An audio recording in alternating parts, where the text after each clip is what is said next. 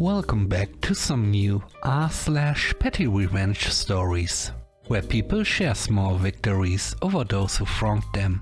I hope you had a great day. Thanks for all the likes and comments on the last video. And now let's start with the first story. It's called Speakerphone. In an office with cubicles arranged in 4 rows of 4, there was a coworker who always used the speakerphone for calls. He never picked up the handset and spoke loudly, even though it was unnecessary. Despite multiple complaints from colleagues, he continued this habit. One Monday morning, he made a call to a doctor's office to discuss a personal medical issue. He scheduled an appointment for the next day at 9 AM and then called the boss to inform them that he would be arriving late.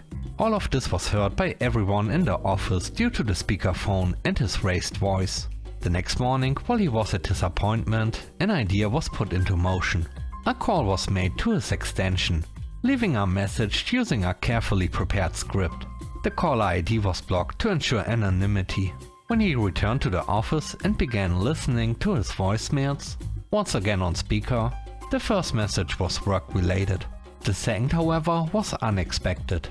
It was a message pretending to be from the doctor's office, humorously implying that there had been a mix-up with his sample.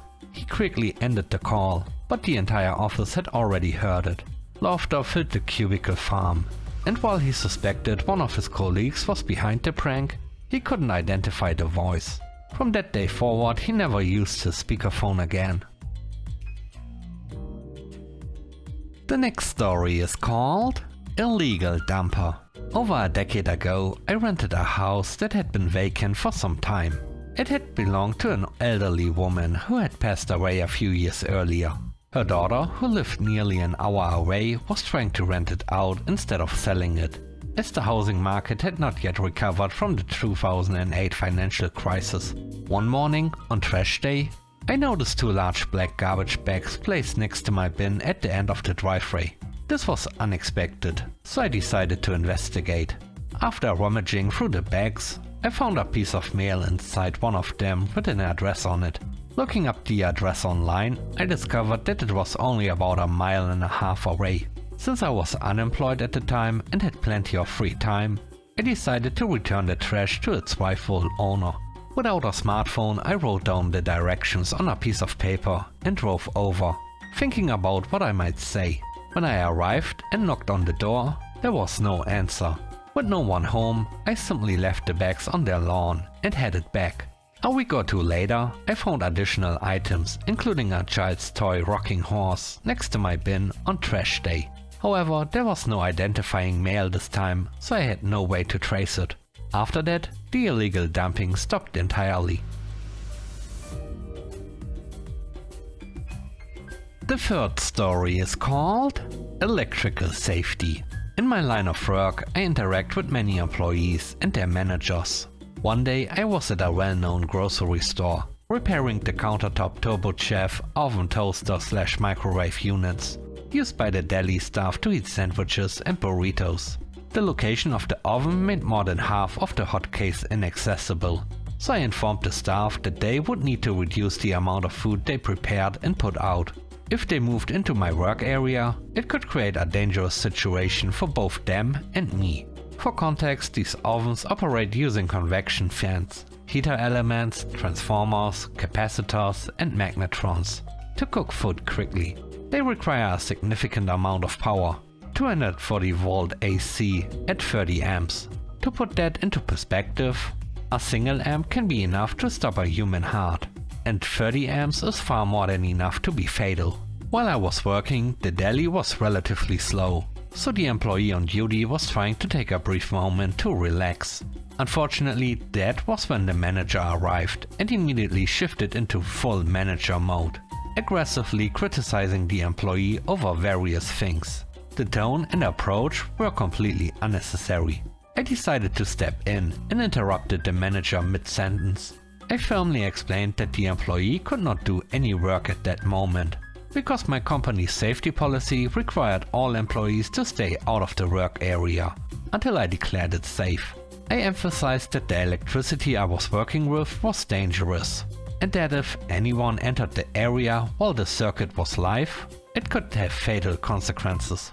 Delivering that explanation with the right amount of authority, I watched as the manager immediately backed off, muttered something about staying safe, and walked away.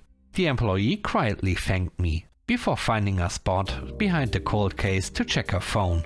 I then took my time finishing the repair, stretching the call out an extra hour and a half, just because I could.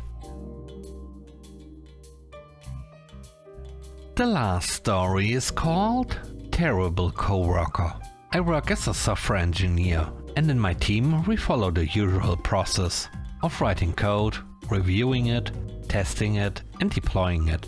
One of my coworkers, Steve, had a habit of taking credit for other people's work in front of management. He wasn't a bad developer, but he had a way of making it seem like he was doing more than he actually was. I'm quite introverted, so I don't usually speak up in meetings unless necessary. Calling someone out directly doesn't come naturally to me, so most of the time I just let things slide. During a big project, I spent days fixing a complicated bug. The issue ran deep, and the solution had to work across multiple areas of the codebase. If you hadn't actually worked on it, understanding how everything fit together was quite difficult. After extensive testing, I finally got it done. At the next team meeting, before I could say anything, Steve jumped in and started explaining my fix as if he had done it himself. He kept using phrases like, "We decided to," and "our approach was to," making it sound like he had led the effort. I was frustrated but chose to stay quiet. The next day another issue popped up in the same part of the code. Our manager immediately turned to Steve and asked him to handle it since he had worked on it before. And that's when things got interesting. Steve froze. The thing about this particular fix was that if you hadn't actually written it, understanding how all the pieces connected wasn't easy. He had no idea where to start. He tried stalling and even sent me a message, asking if I could quickly explain the logic to him. I told him I was busy at the moment and would catch up with him later. I never did. After 5 hours of struggling, he finally admitted in the team chat that he hadn't actually written that part and suggested that I take a look instead. I responded right away and said I'd check it out. 10 minutes later, I had it fixed. Our manager came over and congratulated me.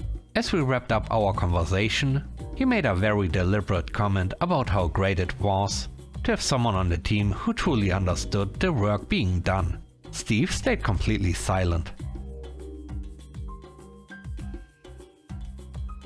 Thanks for watching the video to the end. I hope you enjoyed it. If you did, please don't forget to leave a like, comment and subscribe. And if you have time, watch another one of my videos. Also, if you want to support me further, check out the channel membership or Patreon. And now, I hope you have a great day. See you soon. Bye bye.